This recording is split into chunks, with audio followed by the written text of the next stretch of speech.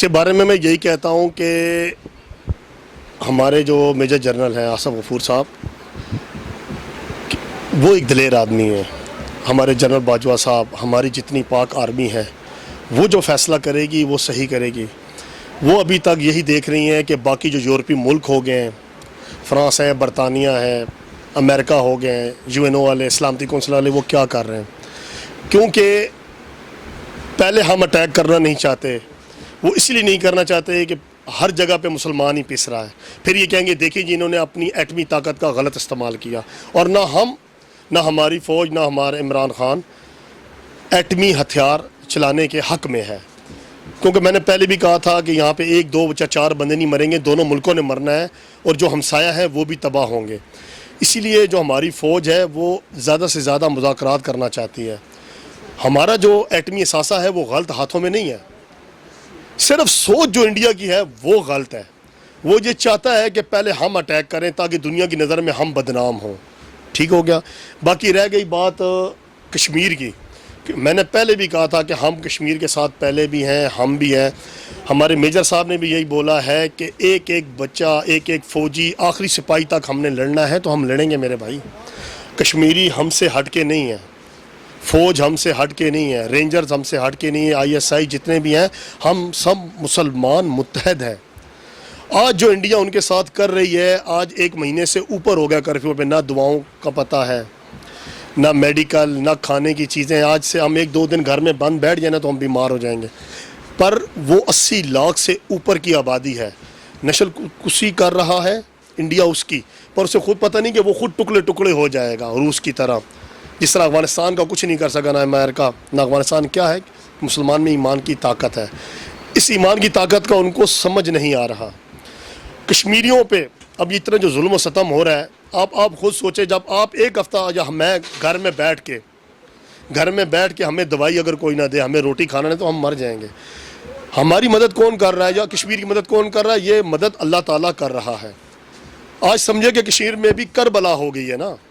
امام حسین رضی اللہ تعالیٰ عنہ، ان کا جو کنبہ تھا، ٹھیک ہے جی، بچے تھیں، بزرگ تھے، سب تھے، ٹھیک ہے جی. وہ کتنے تھے؟ صرف 72 تھے. یزید کی کتنی فوج تھی؟ 15 20 ہزار 30 ہزار ہوگی. پر انہوں نے سر نہیں جھکایا، انہوں نے بھوک برداشت کی. دریا سامنے تھا، سب کچھ سامنے تھا، پانی پی سکتے تھے نا. پر کیا ہوا؟ کفر کے آگے، یزید کے آگے جھکے نہیں، سر کٹا دیا. کہتے ہیں نا کہ ہر اسلام زندہ ہوتا ہے کربلا کے بعد. حسین رضی اللہ تعالیٰ عنہ نے شہادت دی ہے نا، تو آج اسلام زندہ ہے، آج بول بالا ہے. یزید کا کہیں نام ہی نہیں ہے، کوئی اٹھاتا ہی نہیں ہے. اسی طرح یہ انڈیا، یہ بھارت ہے، یہ اسرائیلی ہیں، یہ نیست و نابود ہو جائیں گے. جس طرح انہوں نے پیاس برداشت کی، آج کشمیری بھی پیاس برداشت کر رہے ہیں. آج کیا ہو گیا؟ آج کربلا بن گئی ہے نا کشمیر میں بھی. ان کی بچے، مائیں، بزرگ پیاسے بھوکے ہیں، سمجھ آئیے. پر وہ ظالم کے آگے سر نہیں جھکا رہے. اگر آج وہ انڈیا کو اپنا مان لیتے ہیں، آج وہ کہہ دیتے ہیں کہ ہم نے پاکستان کے ساتھ نہیں رہنا، اگر وہ آج کلمہ حق سے وہ یزیدی کی طرف جاتے ہیں، تو انڈیا انہیں چھوڑ دے گا، انہیں جائیدادیں بھی دے گا، پیسہ بھی دے گا، زمین بھی دے گا، ٹھیک ہے. پر نہیں، یہ وہ اسلام کا وہ جذبہ ہے، یہ وہ دین کا جذبہ ہے جو پیسے دولت سے نہیں خریدا جاتا. سر کٹتا ہے نا، کل کٹ رہا ہے، آج کٹ جائے. کفر جو ہے نا، کفر کے آگے ہم نے سر کبھی جھکایا ہی نہیں ہے. یہ یزید کو یہ سمجھ ہونا چاہیے. آج یزید کون ہے؟ آج یہ مودی ہے نا. آج یزید کون ہے؟ یہ اسرائیل ہے نا. آج کربلا والے کون ہیں؟ وہ کشمیری ہیں نا، جن کی مائیں، بہنیں، بچے، بوڑھے سب ایک جگہ پہ قید ہو گئے ہیں. آج کوئی نہیں جا سکتا وہاں پہ، آج میڈیا بھی نہیں جا سکتی وہاں پہ. وہ دکھا نہیں رہے. کیوں؟ وہ شرمسار ہے نا. میڈیا کو آزاد کرے نا، انٹرنیٹ کو آزاد کرے نا. وہ کسی چیز کو آزاد نہیں کر رہے کیونکہ وہ خود شرمسار ہیں. اللہ ان کا حامی و ناصر ہوگا انشاءاللہ تعالی. جس طرح کربلا میں ہمیں فتح حاصل ہوئی تھی، انشاءاللہ تعالی یہاں بھی فتح حاصل ہوئی ہوگی، اور انشاءاللہ ہوگی. غریب کا جو خون ہے وہ رنگ لائے گا انشاءاللہ تعالی. ان کے ظلم و ستم وہ سہتے رہیں گے. ان کے ساتھ کون ہے؟ ان کے ساتھ اللہ تعالیٰ ہے. اللہ تعالیٰ ان کی غیبی مدد کرے گا. ایک جگہ پہ ایکسیڈنٹ ہوتا ہے، ایک عمارت گر جاتی ہے، ملبہ اٹھانے میں ٹائم لگ جاتا ہے، پتہ چلتا ہے تو 1 مہینے بعد شیرخوار بچہ ملبے کے نیچے سے نکلتا ہے. اس کو پانی کس نے دیا؟ اس کو خوراک کس نے دی؟ ماں کی ممتا بھی نہیں تھی، باپ کا سایہ بھی نہیں تھا. کس کا تھا؟ وہ اللہ تعالیٰ کا تھا.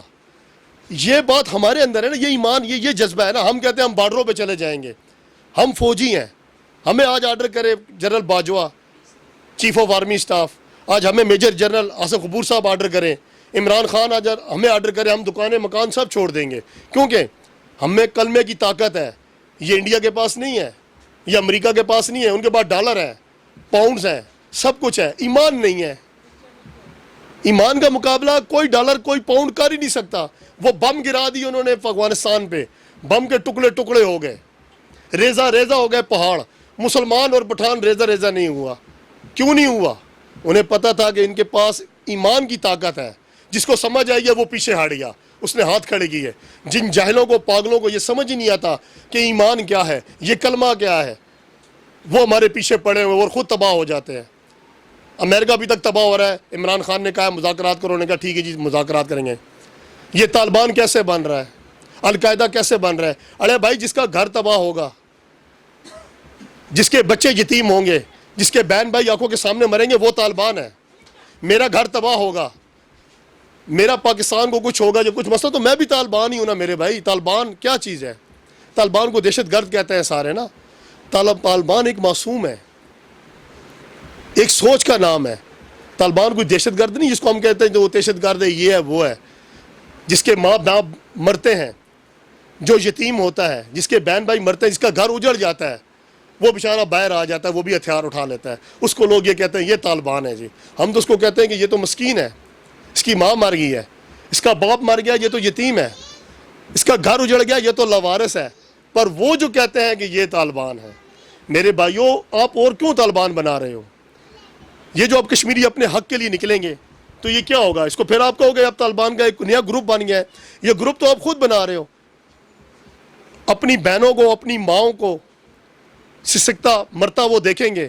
کوئی دوائی کی وجہ سے بیچاری مرے گی, کوئی خوراک کی وجہ سے مرے گی, تو کیا بنے گا؟ وہ دہشت گرد ہی بنے گا نا. حقیقت میں اس کے ساتھ ظلم ہوتا ہے نا, وہ دہشت گرد بنتا ہے. سمجھ آ گئی؟ اب میں نہیں بن سکتا, میں تو اچھی دکانیں میں بیٹھا ہوا ہوں نا, پنکھا چل رہا ہے, میں کسٹمرز کی ایک شاپ چلا رہا ہوں, مجھے تو کوئی پرابلم نہیں, کوئی مسئلہ نہیں. پر میرے دل میں پھر بھی ہمدردی ہے, ایک جذبہ ہوتا ہے. احساس ہو تو اپنے بھی پرائے ہیں, احساس نہ ہو تو اپنے بھی پرائے. اور اگر احساس ختم ہو جائے تو کہتے ہیں جی کوئی رشتہ ہے نہیں ہے. صرف جذبے کا اور احساس کا رشتہ ہے. ہمارا کشمیریوں سے جن سے بھی ہے رشتہ ہے, وہ پیار کا ہے, احساس کا ہے. ہم ان کے ساتھ ہیں, وہ مسلمان ہیں. وہ خود کہتے ہیں کہ ہم نے پاکستان کے ساتھ رہنا ہے, تو انہیں رہنے دو نا. ایک کونسل بٹھاؤ, جتنے یورپ والے ہو, انڈیا والے ہو, بیٹھو نا یار.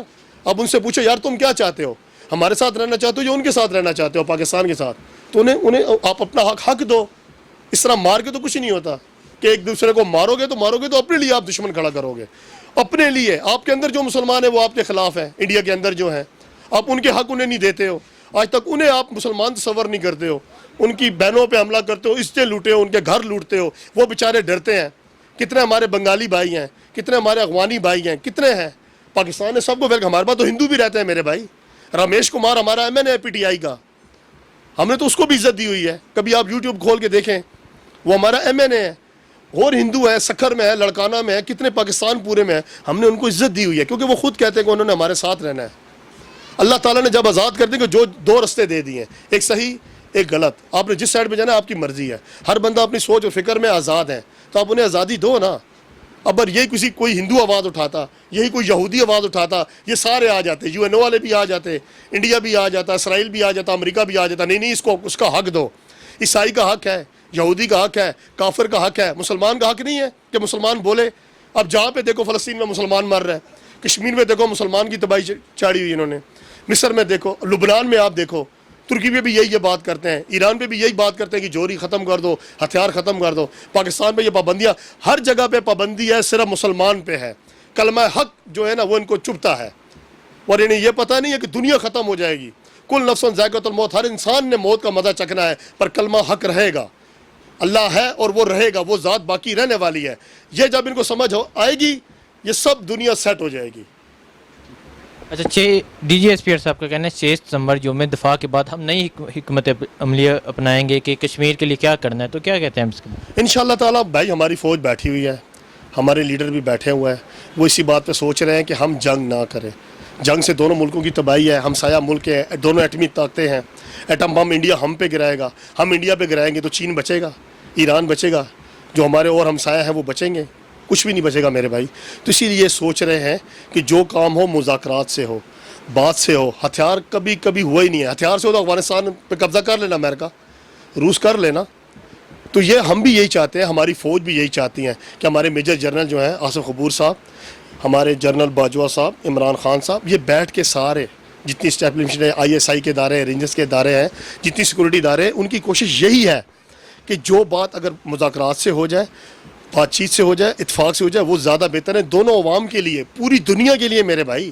یہ بہتر ہے. وہ فیصلہ کریں گے, ہم اپنی فوج کے ساتھ, ہم اپنے عمران خان کے ساتھ, ہم اپنے جتنے سیکورٹی ادارے ہیں, ہم کشمیر کے ساتھ شانہ بشانہ کھڑے ہوئے ہیں, اور ہم لبیک کہیں گے, لبیک کہیں گے, لبیک کہیں گے.